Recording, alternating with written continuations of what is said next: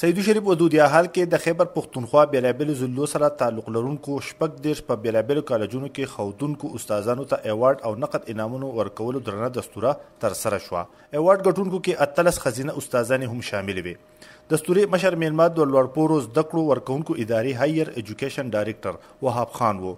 دستوري کې ویل شول چې دغه استادانو خپل کالجونو کې 100% نتیجه ورکولو سره سره غوره کارکردګي ښودلې ده. کله هم یو انعام یو اعزاز چاته هم ملاویږي هغه ډیر زیاته اونر او ډیر زیاته فخر خبرې دا صرف زموږ لپاره یو کریډنشل نه دی خو دا زموږ د کمینګ فیوچر زموږ چې کوم ټیچرز دي کوم سټوډنټس دي د هغو لپاره یو ډیر غټ موټیویټینګ فیکټر دی.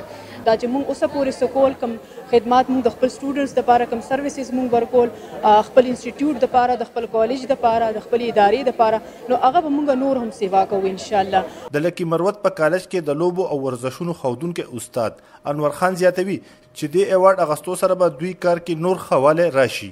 زه خو ډیر زیات خوشاله یم ځکه چې زموږ خو د هیلث اینڈ فزیکل ایجوکیشن سبجیکټ لرنه دا فرست زه اول کس یم چې دغه ایوارډ لپاره ما سلیکشن شوی دی او دا ایوارډ موږ حاصل کړ. ان شاء الله دې سره زموږ د خپل ملګري چې څومره دي او خپل زموږ سبجیکټ لپاره دا ډیر زیات انکریجینګ وي ډیر زیات فایدهمند به وي ډیر فایده به ورکړي. وروسته د خیبر پښتونخوا هایر ایجوکیشن ډایرکټر وهاب خان وویل چې دوی بنیادی مقصد د زده کوونکو زده کړې ښه کول دي.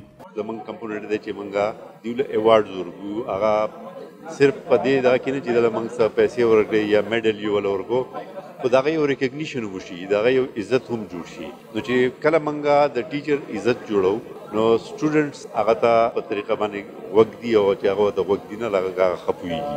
بیسیک ابجیکټیو د سټوډنټس ښه کولو دپاره چې د سبا یو ښه سټیزن دی د پاکستان. دستوره کې ویل شول چې راتلونکي وخت کې به هم دغه لړۍ جاري ساتي او ورسره به د تعلیمي ادارو مشرانو ته هم په ښه کارکردګۍ د ایوارډ ورکولو امر شروع کوي.